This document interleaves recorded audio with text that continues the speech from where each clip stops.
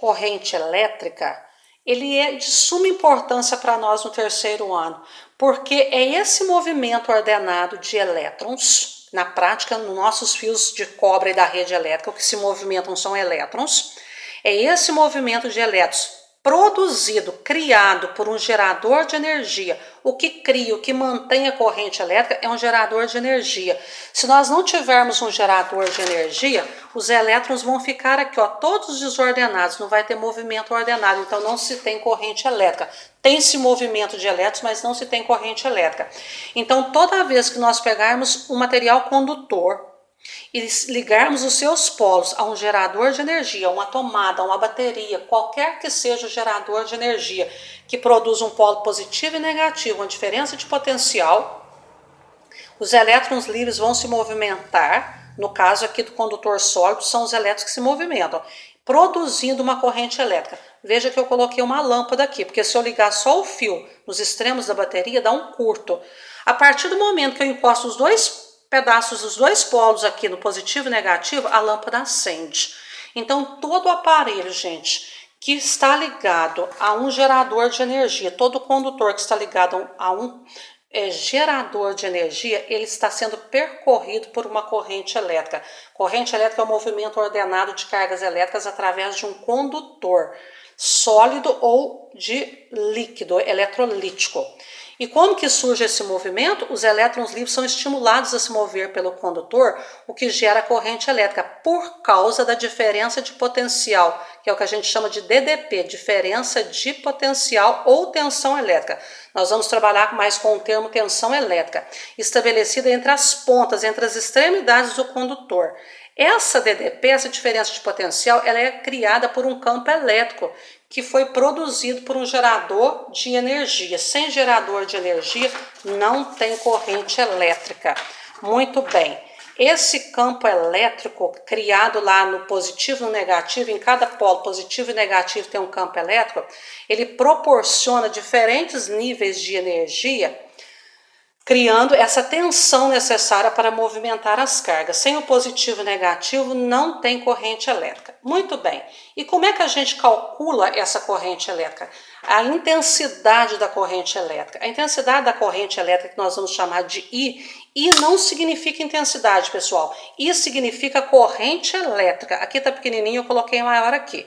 Quando é que a corrente elétrica em um condutor é maior, é mais intensa, é mais forte? Quanto mais carga estiver passando em menos tempo. Quanto maior a quantidade de cargas elétricas que flui, que movimenta-se através do condutor, em menos tempo, ΔT significa intervalo de tempo, mais forte é a corrente elétrica nesse condutor, tá? E essa corrente elétrica, né, ela é representada pela letra I. Só um minutinho aqui, por favor. As grandezas, o I significa intensidade ou valor da corrente elétrica, dada em amperes, em homenagem a esse cientista aqui, que é chamado de André-Marie Ampère. Depois eu vou colocar o nome dele ali, um francês, um dos principais físicos e importantíssimo aí no eletromagnetismo e na eletricidade também. Então, o I significa corrente elétrica, a unidade é um A maiúsculo, significa ampère, ou ampère, deve ser desse jeito que fala em francês, nós aqui falamos ampère. O Q nós já vimos, significa carga elétrica dada em coulombs, e o ΔT, intervalo de tempo, que tem que ser dado em segundos, tá? No caso dos metais, dos condutores, a condução de cargas ela é realizada pelo movimento de elétrons. Então, cobre, prata, ouro, alumínio, ferro, o que se movimenta, o que forma a corrente elétrica são os elétrons. É chamado de corrente eletrônica. No caso das soluções iônicas, nós temos movimento de íons positivos e negativos. Então, a questão é o seguinte: se nós temos movimento de elétrons, faz-se necessário, às vezes, a gente calcular a corrente, a quantidade de carga armazenada que está passando ali no condutor. E para isso, a gente vai, às vezes, precisar daquela equaçãozinha que a gente viu lá no começo do ano, que para eu calcular a quantidade de carga que atravessa um condutor, eu preciso conhecer o número de elétrons que está passando e a carga elementar, que é o E de cada elétron. Então, ó, o N significa número de elétrons, o E significa carga elétrica fundamental ou a carga elementar, que sempre vale essa carga elementar 1,6 vezes 10 a menos 19 coulombs. É a carga de cada elétron, de cada próton ou de cada íon que está atravessando este condutor. Então, às vezes, para eu calcular a corrente elétrica nessa equação aqui, para eu calcular a corrente elétrica nesta equação, eu preciso calcular a carga. Carga não é a mesma coisa de número de elétrons. Cada elétron tem uma cargazinha. Então, a carga total, eu tenho que pegar todos os elétrons que estão atravessando o condutor e multiplicar pela carga de cada um para eu saber a carga total que está se movimentando através daquele condutor num determinado intervalo de tempo. Tá ok? Então, Q é a carga total que atravessa o condutor, N é o número de elétrons ou de íons que está atravessando esse condutor, no caso de soluções, e o E, a carga elementar, que vale 1,6 vezes 10 a menos 19 coulombs.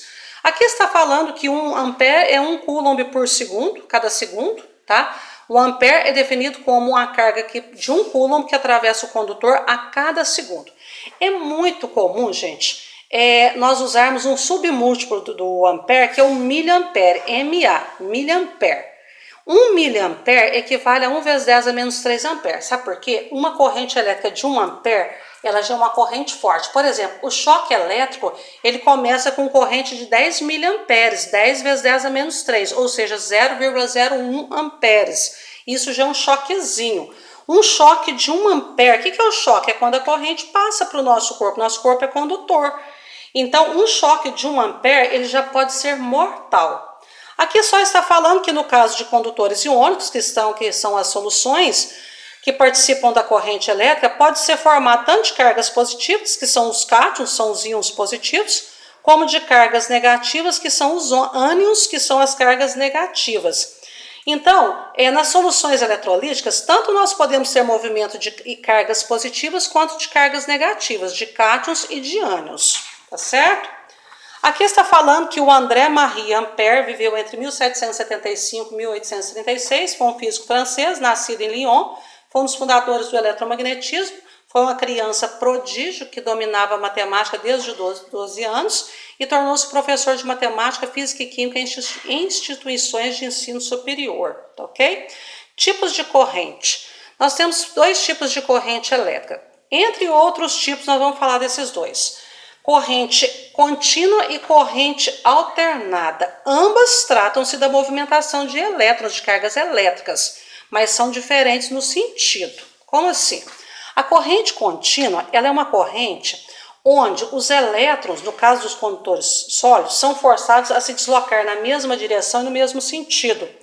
E a quantidade de elétrons que se desloca é sempre mais ou menos a mesma. A corrente tem sempre o mesmo valor, o número de elétrons, tá? Nem todos estão assim no mesmo sentido, é mais ou menos todos se movimentando no mesmo sentido.